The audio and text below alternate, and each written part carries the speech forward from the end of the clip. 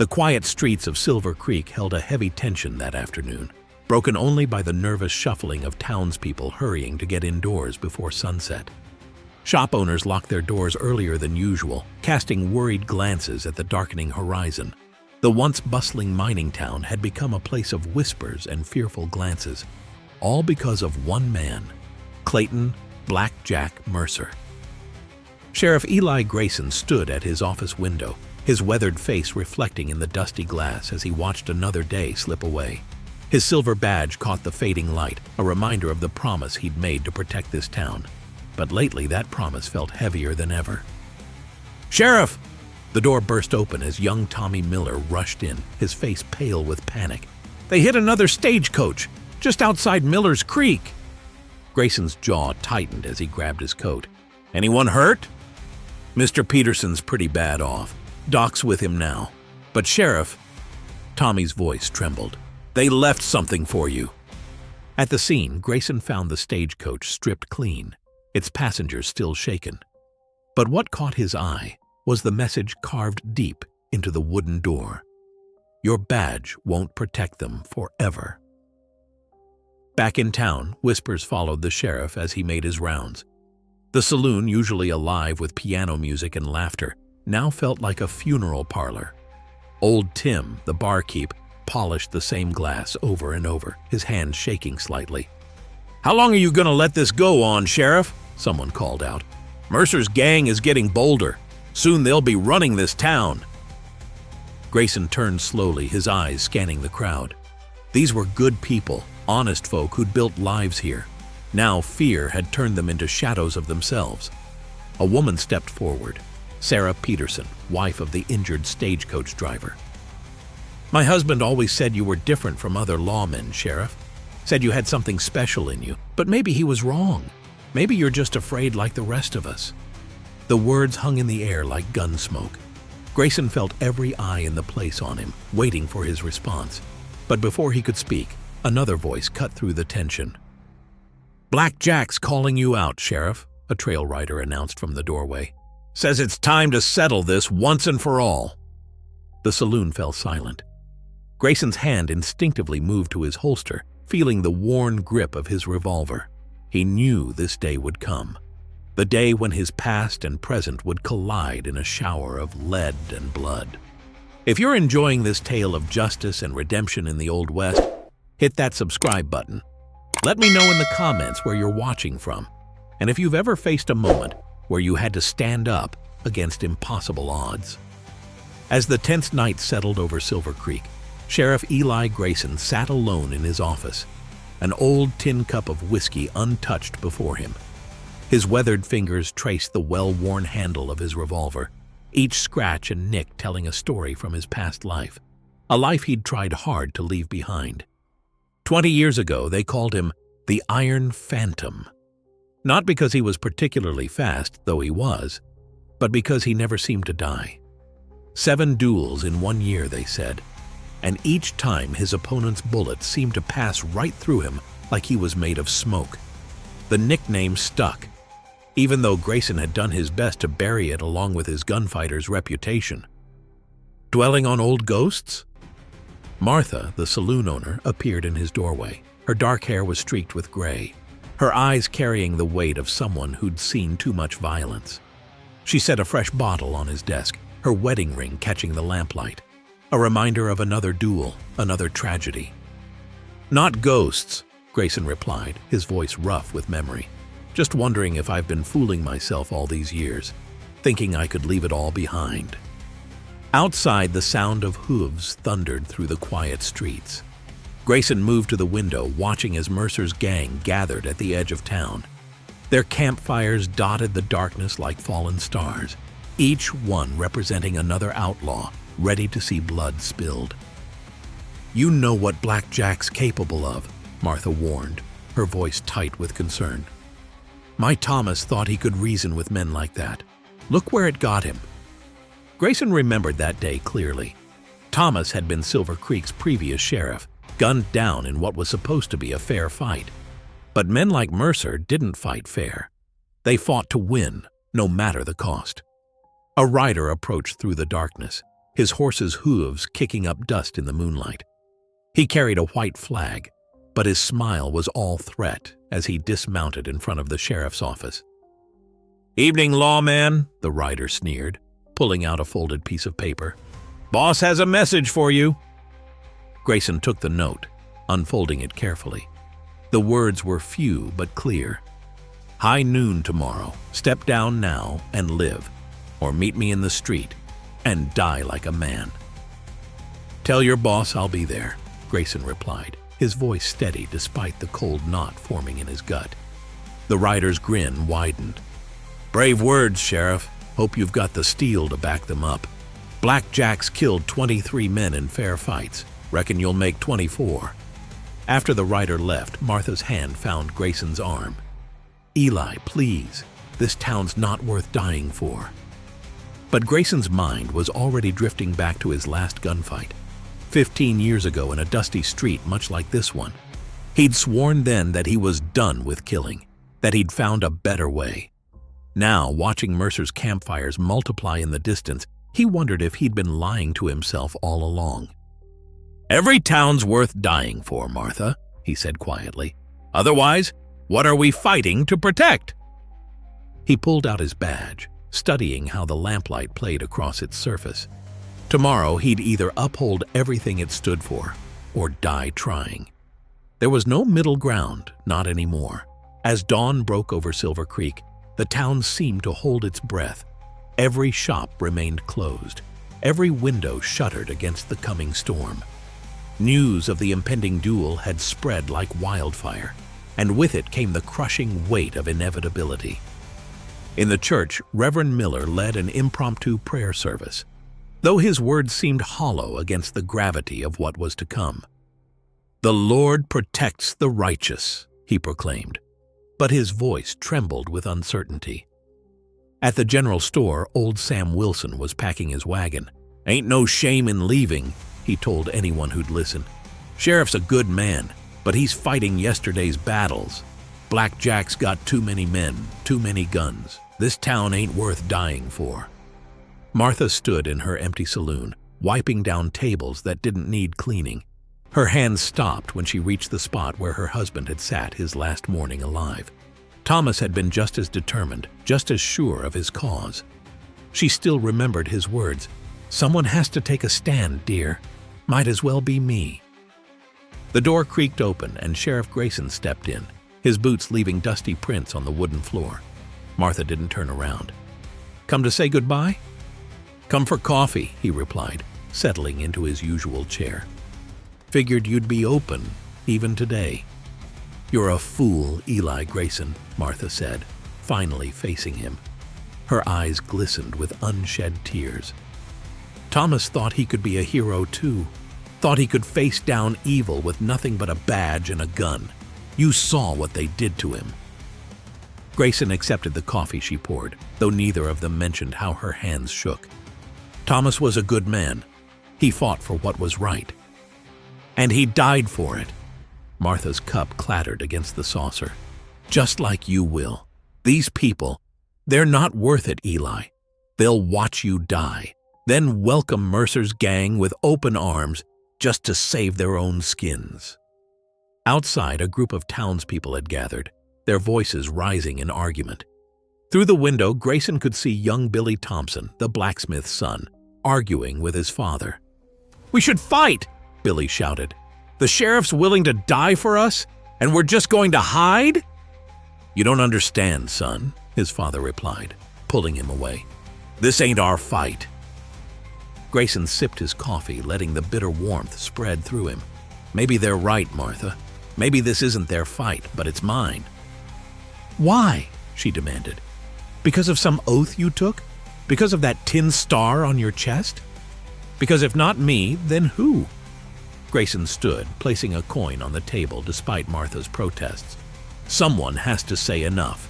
Someone has to show them that not everything can be taken by force. He walked to the door, pausing with his hand on the frame. "I'm not Thomas, Martha, and I'm not the man I used to be. But I made a promise to protect this town, and I aim to keep it." Martha watched him go, her heart heavy with the weight of memory and fear.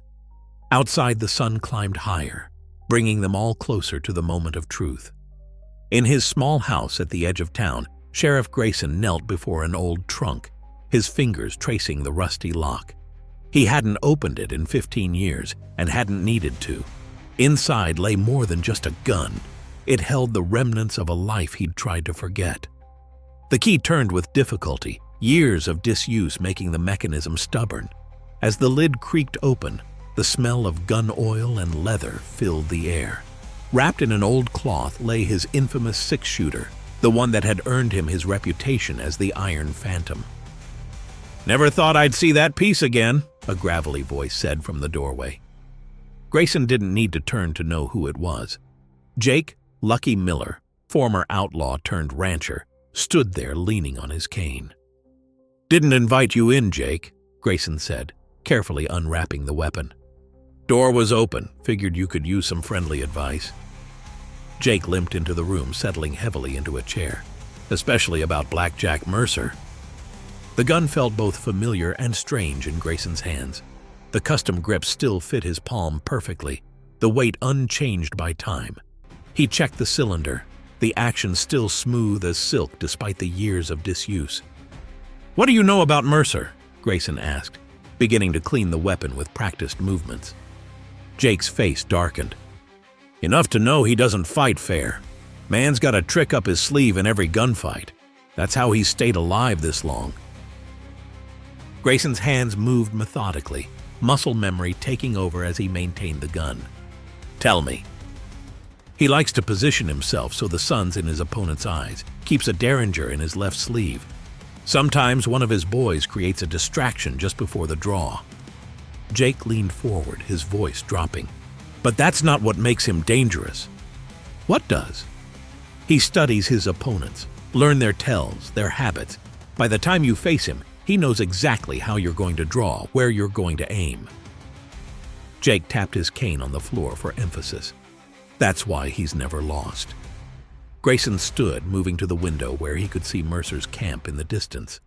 The outlaw's men had grown in number overnight, at least 20 now. "You didn't come here just to warn me about his tricks." "No," Jake admitted. "Came to tell you there's no shame in walking away. You've done enough for this town."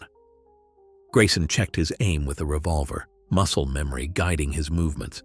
His draw was slower than in his prime, but still smooth, still deadly. "Can't do that, Jake." "Because of pride?" "Because some things are worth dying for." Grayson holstered the weapon, the familiar weight settling against his hip like a long-lost friend. "Even if this town forgets, even if they run, someone has to show them that standing up matters." Jake struggled to his feet, his bad leg protesting. "Then you better be smarter than you are fast, because Mercer won't just try to kill you, he'll try to break you first." As Jake limped away, Grayson returned to his practice, drawing and aiming at imagined targets. Each movement brought back memories of other duels, other streets, other men who thought they were faster. Word spread through Silver Creek like a prairie fire.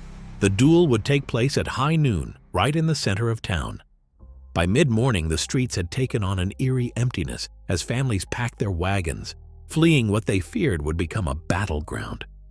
Mercer's gang had moved closer, setting up in the abandoned livery stable at the edge of town. Their raucous laughter and drunken shouts carried on the wind, a deliberate attempt to unnerve anyone within earshot. Occasionally, one would fire a shot into the air, followed by howls of amusement. "Another round, boys!" Mercer's voice boomed across the street. "Let's show these fine folks how real men celebrate."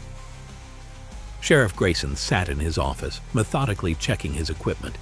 He cleaned his gun one final time, though it hardly needed it. Each bullet was carefully inspected before being loaded into the cylinder.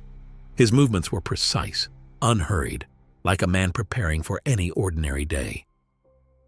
"Sheriff?" a small voice called from the doorway. Tommy Peterson, no more than 12 years old, stood there clutching his father's hat. His dad had been one of Mercer's victims, gunned down 6 months ago for refusing to pay protection money. "Come in, son," Grayson said, not looking up from his work. Tommy approached the desk slowly, his eyes fixed on the gleaming revolver. "Are you scared, Sheriff?" Grayson paused, considering the question carefully.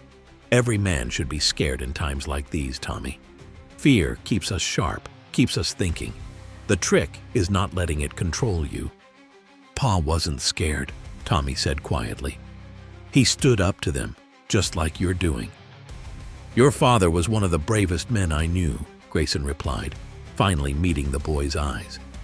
He taught this town something important, that courage isn't about not being afraid.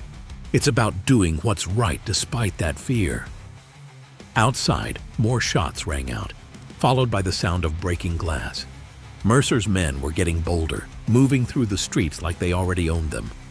A few townspeople who hadn't fled watched from behind curtained windows, their faces pale with worry. Martha burst into the office, her usually neat hair disheveled. "They're breaking up the saloon, Eli. Everything we built—" "Let them," Grayson said calmly, standing to his full height. "In an hour, none of this will matter." "You sound so sure," she whispered. "Not sure. Ready." He checked his pocket watch. "Tommy, take Mrs. Sullivan home. Stay there until this is over." The boy hesitated. "But Sheriff, I want to see—" "Home, Tommy. Some things aren't meant for young eyes." As they left, Grayson stepped onto the boardwalk. The sun had climbed high, its harsh light casting short shadows on the dusty street. In less than an hour, that street would become the stage for a showdown that would be remembered for years to come. From the other end of town, Mercer emerged from the saloon, wiping his mouth with the back of his hand. Their eyes met across the distance, and the outlaw's face split into a wolfish grin. "Almost time, Sheriff," he called out. "Hope you've made your peace with God." As the clock in the church tower crept toward noon, Silver Creek held its breath. The few townspeople who remained had taken refuge behind locked doors and shuttered windows, though many couldn't resist peeking through the cracks to witness what was about to unfold. The sun hung directly overhead, casting harsh light on the empty street. Dust devils danced across the ground, stirred by a hot wind that carried the scent of sage and tension. Mercer's gang had positioned themselves strategically around the street, some lounging on porches, others perched on rooftops, all with hands near their weapons. Blackjack Mercer emerged from the saloon, his black duster sweeping behind him like a crow's wings. He moved with the casual arrogance of a man who had never lost a fight, each step deliberate and measured. His gun belt was worn low, the way professional killers preferred it. "Time to end this fairy tale of yours, Sheriff," Mercer called out, his voice carrying clearly in the stillness. "No hard feelings. It's just business." From the opposite end of the street, Sheriff Grayson appeared, his badge catching the sunlight. Unlike Mercer's theatrical entrance, his steps were simple, purposeful. He carried himself with the quiet dignity of a man who had made his peace with whatever might come. "Last chance to walk away, Mercer," Grayson replied, his voice steady. "Take your men and leave this town in peace." Mercer's laugh was sharp as a rattlesnake's warning. "Peace? There's no profit in peace, Sheriff. Besides," he gestured to the empty buildings around them, "seems to me these good folks have already chosen their side. They're not exactly lining up to stand with you." The two men continued their slow approach, each step bringing them closer to the point of no return. 30 paces apart, then 20. Finally, they stopped at 15 paces, the traditional distance for a formal duel. "You know," Mercer said, adjusting his gloves with exaggerated care, "I heard stories about the Iron Phantom. They say you could dodge bullets, that you made deals with the devil himself. But looking at you now," he shook his head in mock disappointment, "all I see is an old man trying to die for people who don't even care enough to watch." Grayson remained silent, his eyes never leaving Mercer's face. He'd seen this before, the taunting, the attempts to provoke an emotional response that might make him careless. His hand hung loose near his holster, neither tense nor completely relaxed. "Nothing to say, Sheriff?" Mercer's smile didn't reach his eyes. "No last words of wisdom? No speech about justice and doing what's right?" "You talk too much," Grayson replied simply. The church bell began to toll, marking the arrival of noon. Each deep, resonant sound seemed to stretch time itself. Both men stood perfectly still, hands hovering near their weapons, waiting for the final toll. Behind a window in the hotel, Martha clutched her rosary. In the general store, Tommy Peterson pressed his face against a crack in the shutters, his heart pounding. Even Mercer's men had fallen silent, understanding they were about to witness something that would be talked about for years to come. The final toll faded into silence. Time seemed to freeze in that moment between heartbeats. Both men moved simultaneously, their hands flashing toward their weapons with practiced precision. The sound of gunfire shattered the silence, two shots blending into one deafening roar that echoed off the buildings. For a split second, nothing moved. Both men stood rigid, guns extended, smoke curling from their barrels. The spectators held their breath, straining to see through the gunsmoke that hung in the still air. Mercer's confident smirk began to fade. His eyes widened slightly, a look of disbelief crossing his face as he looked down at his chest. A small red stain was spreading across his shirt, directly over his heart. "How?" he whispered, his voice barely audible. Grayson remained standing, though blood trickled from a groove carved along his left side where Mercer's bullet had grazed him. His gun stayed trained on his opponent, steady despite the wound. Mercer stumbled backward, his legs buckling beneath him. His gun slipped from his fingers, clattering in the dust. "You're supposed to be," he coughed, blood staining his lips. "Supposed to be slower now." "Being faster isn't what keeps a man alive," Grayson replied quietly. "It's being smarter." The Outlaw's gang watched in stunned silence as their leader fell to his knees. Blackjack Mercer, the man who had never lost a gunfight, the terror of 3 territories, was dying in the dusty street of a small town he had thought would be an easy conquest. "Your reputation," Mercer gasped, struggling to speak. "They said you'd gone soft. Said you weren't the same man." "They were right," Grayson acknowledged, finally lowering his weapon. "I'm not the same man. That's why I won." From the rooftops and porches, Mercer's men began to shift uneasily. Their invincible leader was on his knees, bleeding out in the dirt. Some reached for their weapons, but Grayson's voice cut through their uncertainty like a whip. "Your boss made his choice," he called out, his tone carrying the weight of authority. "Anyone else want to try their luck?" No one moved. These men were killers and thieves, but they weren't foolish enough to challenge someone who had just outdrawn Blackjack Mercer. One by one, they began to back away, lowering their weapons. Mercer swayed on his knees, his face growing pale. "Should have known," he muttered, blood dripping into the dust. "Should have known the stories were true." With those final words, the notorious outlaw pitched forward, falling face first into the street. The man who had terrorized Silver Creek, who had seemed invincible just moments ago, was now nothing more than another body cooling in the desert sun. A profound silence settled over the town, broken only by the soft thud of Mercer's men's boots as they retreated, mounting their horses and riding away as fast as they could. They'd come expecting to watch their leader add another notch to his gun. Instead, they'd witnessed the end of a legend, and perhaps the birth of another. The aftermath of the duel descended on Silver Creek like a sudden storm.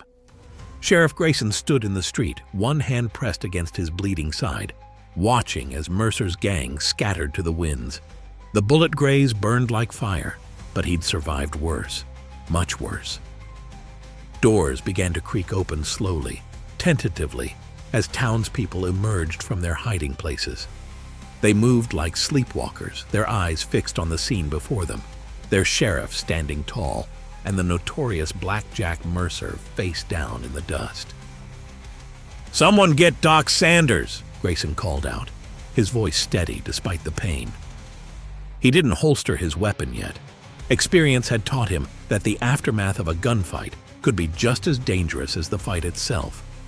Martha was the first to reach him, her hands trembling as she helped him sit on the boardwalk. "You're bleeding, Eli," she whispered. pressing a clean handkerchief against his wound. "Just a scratch," he replied, though his grimace betrayed the pain. His eyes remained fixed on the retreating forms of Mercer's men. "Make sure they're really leaving, Jake," he called out to his old friend, who was already mounting his horse. "On it," Jake responded, spurring his horse after the fleeing outlaws. The remaining gang members had scattered like jackrabbits, their bravado evaporating with their leader's death. Some fled north toward the territories, others south toward the Mexican border. Their fearsome reputation, built on Mercer's shadow, had crumbled in the space of a single gunshot. Doc Sanders arrived, his medical bag in hand. "Let me see that wound, Sheriff," he said, kneeling beside Grayson. As he cleaned and bandaged the injury, more townspeople gathered, their whispers growing into excited chatter. "Did you see how fast he drew?" young Tommy exclaimed, having snuck out against orders. "Like lightning!" "Faster than Mercer, that's for sure," someone else added. "Never thought I'd see the day." But Grayson wasn't listening to the praise. His eyes were fixed on Mercer's body, still lying in the street. "Someone help me get him to the undertaker's," he said, attempting to stand. "Let others handle that," Martha insisted, holding him down. "You need rest." "A man deserves dignity in death," Grayson replied firmly. "Even him." 4 men stepped forward to carry Mercer's body. As they lifted him, something fell from his coat, a small derringer, just as Jake had warned. The sight of it silenced the chattering crowd. Even in death, Blackjack had one last trick up his sleeve. "He would have used it too," Grayson muttered, more to himself than the others. "If I'd given him the chance." As the afternoon wore on, Silver Creek began to come back to life. Those who had fled started returning, wagons loaded with hastily packed belongings. The saloon reopened, and the sound of the piano drifted into the street once more. But something had changed in the town. A shift in the air, a new respect in the way people looked at their sheriff. They had witnessed something rare. A man who stood his ground when others fled, who faced down evil not with bravado or showmanship, but with quiet, determined courage. The sun was setting when Sheriff Grayson entered the undertaker's, his side still throbbing from Doc Sanders' stitches. Mercer's body lay on the preparation table, his once intimidating presence reduced to a silent form under a white sheet. The undertaker, old Mr. Harris, was preparing his tools for the evening's work. "Give me a moment with him," Grayson requested quietly. Harris nodded and stepped outside, leaving the sheriff alone with his fallen opponent. Grayson pulled back the sheet, studying the face of the man who had terrorized the territory for so long. In death, Mercer looked smaller somehow, more human. The fearsome sneer was gone, replaced by an expression that might almost have been peaceful. "You know," a weak voice rasped, making Grayson's hand flash to his gun, "I always wondered if the stories about you were true." Mercer's eyes had opened, though they were glazed with the approaching shadow of death. The bullet had struck true, but somehow the outlaw was clinging to his last moments of life. "Save your strength," Grayson said, though they both knew it was pointless. "Strength?" Mercer chuckled, the sound wet with blood. "I'm done, lawman. We both know that. But before I go, there's something you should know." He coughed, red staining his lips. "We've met before." Grayson frowned, studying the dying man's face. "I think I'd remember." "Dodge City, 15 years ago," Mercer wheezed. "You were still the Iron Phantom then. Got into a scrap with some locals. They had you cornered in an alley." Recognition dawned in Grayson's eyes. "The stranger who warned me. That was you?" Mercer nodded weakly. "Could have let them kill you, but something about the way you fought wasn't like other gunmen. You were protecting some kid they were trying to rob." Another coughing fit racked his body. Always wondered what happened to that gunfighter with the conscience. "He got tired of killing," Grayson replied softly. "Found another way to live." "Better way, probably," Mercer admitted, his voice growing fainter.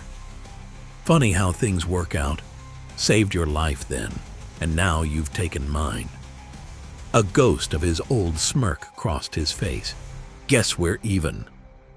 "Why didn't you say something before the duel?" Grayson asked. "Wouldn't have changed anything. We both know that."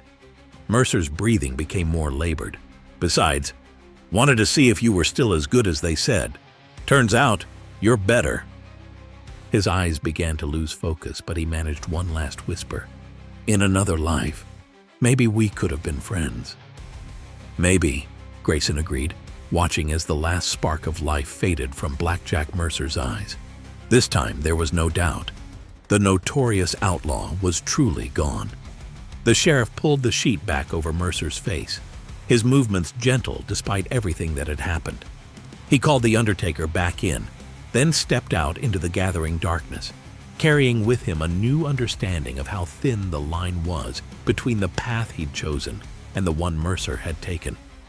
Life began seeping back into Silver Creek like water into parched earth.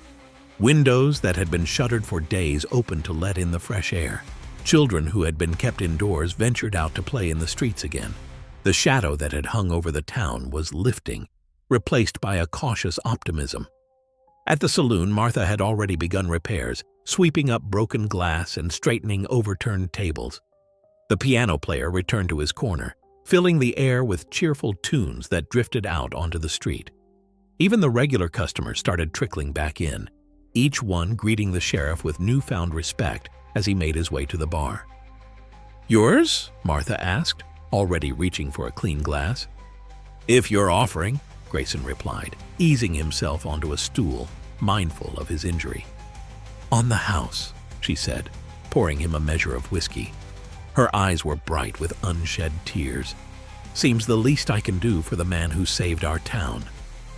The saloon had slowly filled with people, all trying to appear casual while stealing glances at their sheriff. The air was thick with unspoken words and emotions. Finally, old Tim, the blacksmith, raised his glass. "To Sheriff Grayson," he called out, his voice rough with feeling. "The man who stood when we all ran." Others joined in the toast, but Grayson simply nodded his acknowledgement, taking a small sip of his drink. He wasn't comfortable with celebration, especially not when a man lay dead at the undertaker's. "You're thinking about him, aren't you?" Martha asked quietly, leaning on the bar. "About Mercer." "Thinking about choices," Grayson replied, studying the amber liquid in his glass. "About how small decisions can change the course of a life." The saloon door swung open and Jake limped in, dust coating his clothes from his pursuit of Mercer's gang. He made his way to the bar, accepting a drink from Martha with a grateful nod. "They're gone," he reported. "Scattered to the four winds.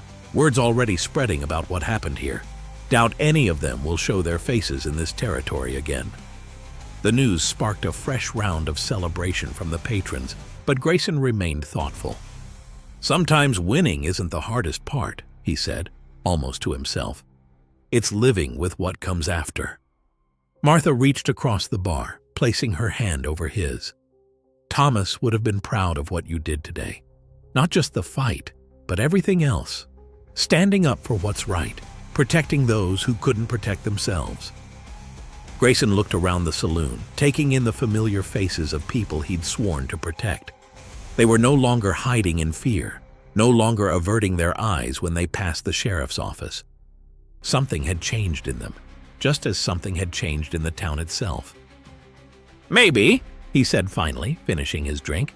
"That's what makes it all worthwhile." Outside, the sun was setting on a different Silver Creek than the one that had greeted the dawn. The town had faced its demons and emerged stronger, all because one man had been willing to take a stand. Over the next few days, Silver Creek began settling into a new rhythm.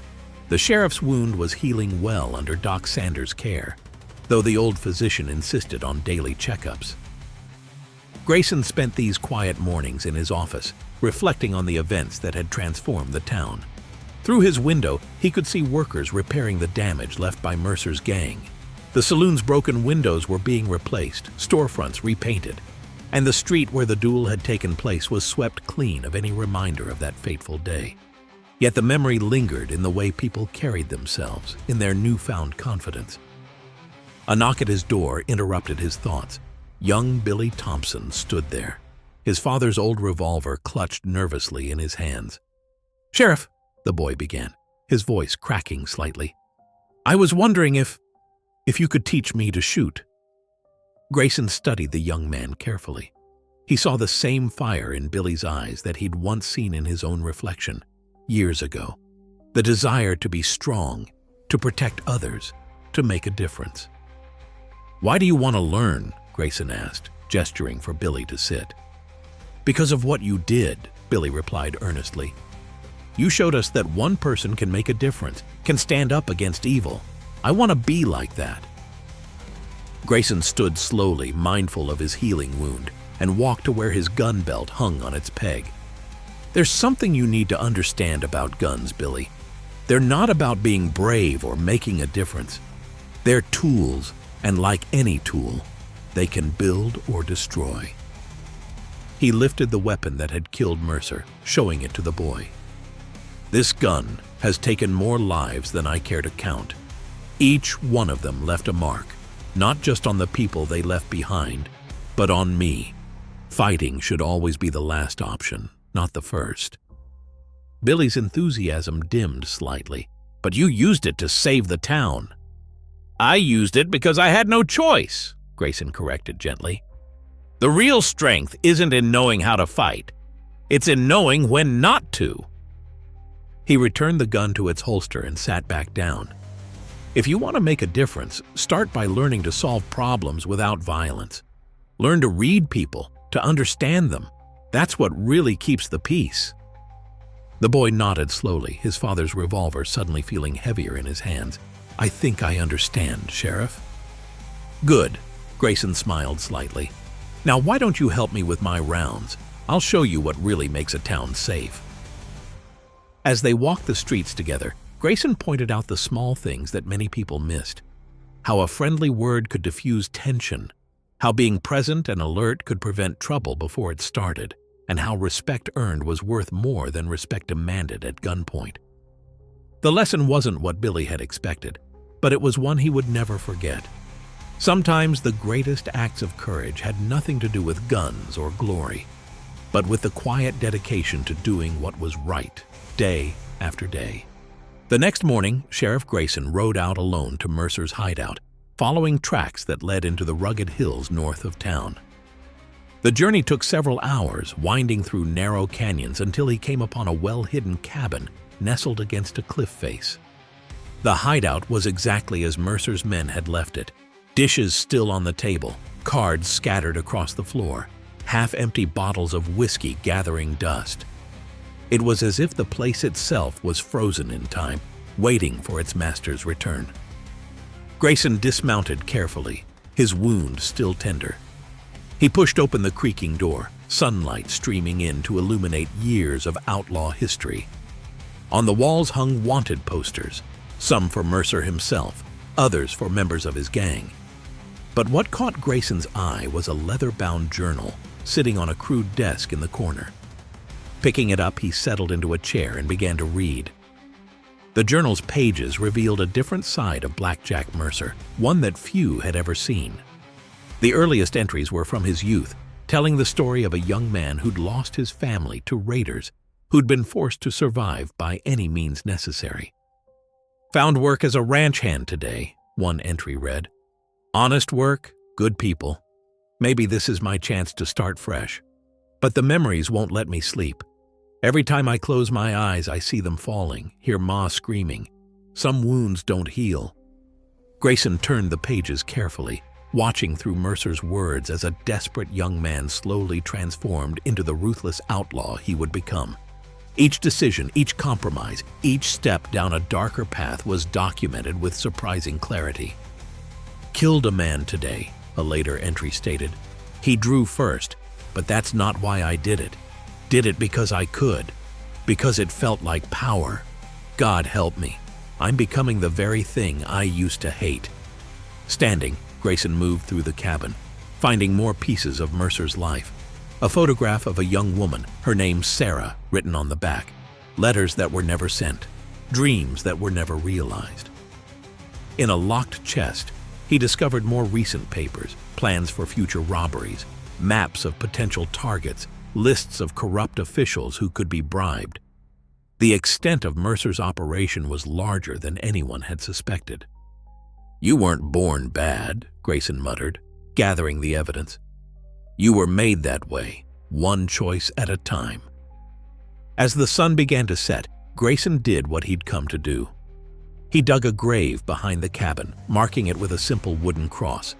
In it, he buried not just Mercer's personal effects, but also the memory of a man who might have been different under other circumstances. Before leaving, he took one last look at the hideout. Then, striking a match, he set fire to the cabin. The flames rose quickly, consuming the last traces of Blackjack Mercer's legacy. It was better this way. Let the legend die with the man. As he rode back toward Silver Creek, Grayson carried with him a deeper understanding of his fallen opponent. Sometimes the line between lawman and outlaw was thinner than people realized, drawn only by the choices they made and the paths they chose to follow. The months that followed brought change to Silver Creek like spring brings new growth to the desert. Under Grayson's steady guidance, the town flourished. New businesses opened, families moved in, and the fear that had gripped the community for so long became nothing more than a distant memory. But as winter approached, Grayson felt something shifting within himself. His wound had healed, leaving only a thin scar to remind him of that fateful day. But other aches, older ones, began making themselves known. The cold made his joints stiff, and his reflexes, though still sharp, weren't what they used to be. One crisp morning, he stood before his mirror, studying the face that looked back at him. The silver in his hair had spread, and the lines around his eyes had deepened. Time was catching up, as it always did. "You're looking thoughtful today," Martha observed as she brought him his morning coffee at the saloon. She'd taken to doing this daily, a small ritual that both of them had come to cherish. "Just thinking it might be time," he replied, warming his hands around the cup. Martha's hands stilled on the counter. "Time for what?" "Time to pass the torch." He nodded toward the window where young Deputy Anderson was making his morning rounds.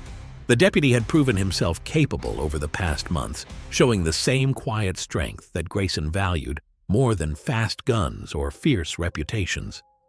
"The town needs you," Martha protested, but her voice lacked conviction. She'd seen the signs too, the way he moved more carefully in the cold, how the long nights of patrol wore on him more than before. "The town needs a sheriff," Grayson corrected gently. "Doesn't have to be me anymore." That evening, he sat at his desk writing 2 letters. The first was to Deputy Anderson, detailing everything he needed to know about being Silver Creek's sheriff. Not just the laws and procedures, but the deeper wisdom about handling people, preventing trouble before it started, and knowing when to be firm and when to show mercy. The second letter was to the town council, officially announcing his retirement. He chose his words carefully, expressing his gratitude for their trust and his confidence in Anderson's ability to take his place. As dawn broke the next morning, Grayson packed his few belongings onto his horse. He left his badge on the desk along with the letters. His gun belt he kept. Some habits were too ingrained to break, and the trails could still be dangerous. The town was just beginning to stir when he mounted up. A few early risers noticed him leaving, including Martha, who stood in the doorway of her saloon. Their eyes met briefly, an entire conversation passing without words. She nodded once, understanding in her eyes, then turned away quickly to hide her tears. Grayson rode slowly down the main street one last time, committing every detail to memory. The places where he'd kept the peace, the people he'd protected, the town that had become his home. At the edge of town, he reined his horse to a stop, looking back at Silver Creek painted gold by the rising sun. "Time for someone else's story to begin," he murmured, then turned his horse eastward and rode into the dawn. Years passed, and Silver Creek grew from a modest mining town into a thriving community. The railroad came through, bringing new opportunities and faces. But throughout all the changes, the legend of Sheriff Grayson and his final duel with Blackjack Mercer lived on. The saloon, now run by Martha's daughter, still maintained the same warm atmosphere it had during those turbulent days. The chair where Grayson used to sit remained a point of interest, with visitors often asking to hear the tale of the legendary lawman. One stormy evening, a stranger pushed through the saloon doors. He was young, maybe 30, with a gun belt worn low in the style of someone who knew how to use it. "Evening," the stranger said, approaching the bar. "I'm looking for information about a man who used to be sheriff here. They called him the Iron Phantom." Sarah, Martha's daughter, studied the young man carefully. "Lot of people come through asking about Sheriff Grayson. What's your interest?" "My name's Thomas Grayson. He was my uncle." The revelation sent a ripple through the saloon. Old-timers straightened in their chairs, moving closer to hear better. "Been tracking his trail for months," Thomas continued. "After he left here heading east, the trail goes cold." "Some say he went to Montana," offered Jake Miller, Jr. "Others think he returned to Texas. Truth is, no one really knows." "But his story," Sarah added. "That's something we do know. Would you like to hear it? The real version, not the tall tales they tell in other towns?" Thomas touched the badge pinned to his vest, a sheriff's star, just like his uncle's had been. "More than anything." And so the legend of the Iron Phantom lived on, not just in Silver Creek, but in the hearts of all those who believed that one person's courage could change everything. If you loved this story, hit subscribe and share where you're watching from in the comments below.